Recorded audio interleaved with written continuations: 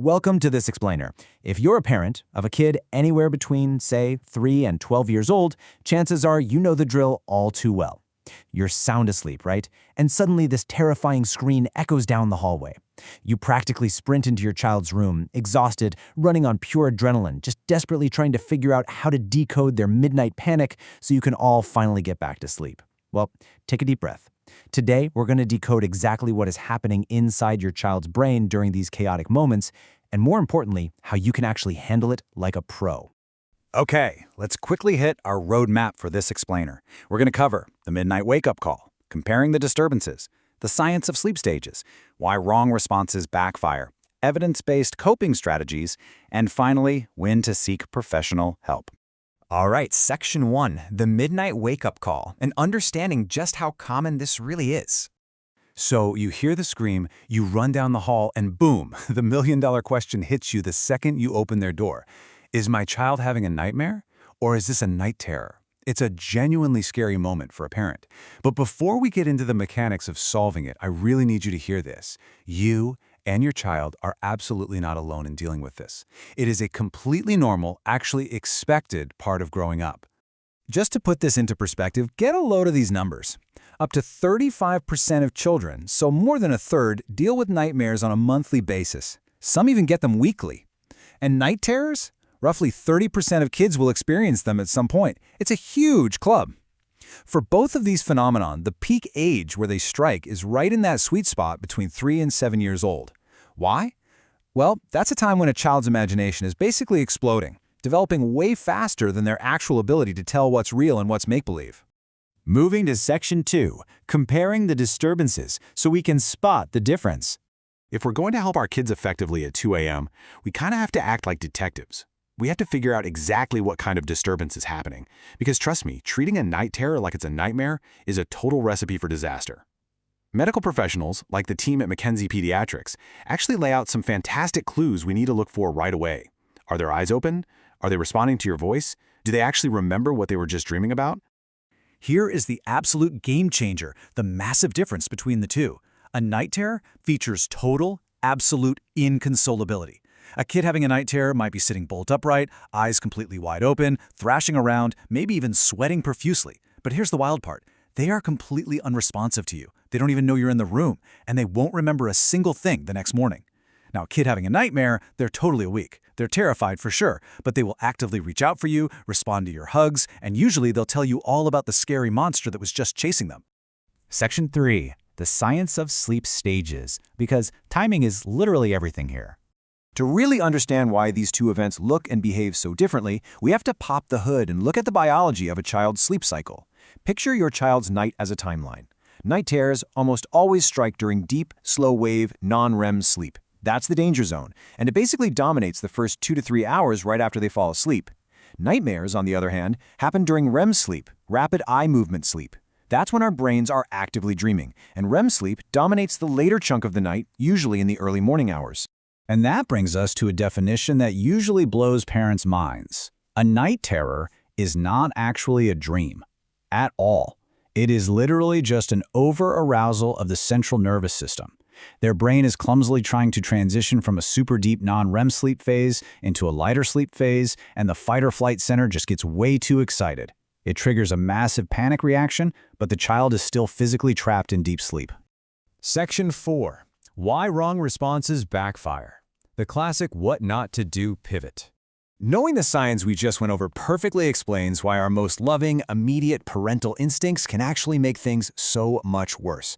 Pediatricians constantly warn parents about this trap. Look, when we see our kids screaming and thrashing, our very first instinct is to grab them, shake them slightly, shout their name, and just try to wake them up to rescue them, right? But remember, they are locked in deep non-REM sleep. Trying to force them awake usually backfires horribly. If you do somehow manage to jolt them awake, they're going to be incredibly disoriented, totally confused, and it will take them way, way longer to finally settle back down. So let's contrast our wrong instincts with the right ones. If your kid is having a night terror, the right response is honestly the hardest one.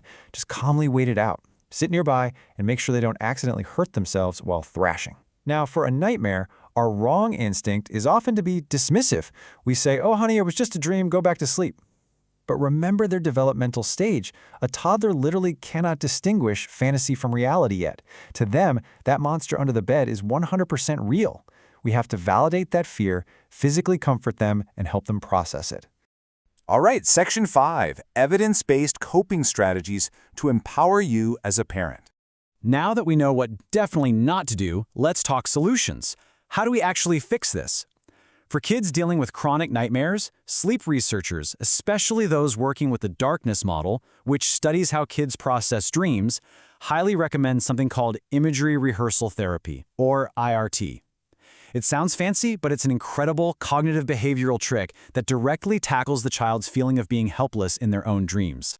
You actually do IRT during the day, when everyone's awake and happy. It's 3 easy steps. First, you sit down and have your child calmly recall the bad dream. Second, you have them draw it out with crayons or write down the details. And third, this is the magic right here. You help them rewrite the ending to something silly or empowering. You give them all the control. You say, hey, what if your giant teddy bear walked into the cave and totally scared the monster away? By rehearsing this new, awesome ending, you actually rewire how their brain anticipates going to sleep. Now, what about night terrors? Like we said, they aren't dreams, so you can't exactly rewrite them. But we have a totally different strategy for that. If your kid's night terrors are predictable, like let's say they always kick off exactly 2 hours after bedtime, the best behavioral intervention is a technique called anticipatory awakening. Here's what you do. You go in and gently rouse your child about 10 to 15 minutes before the terror usually hits.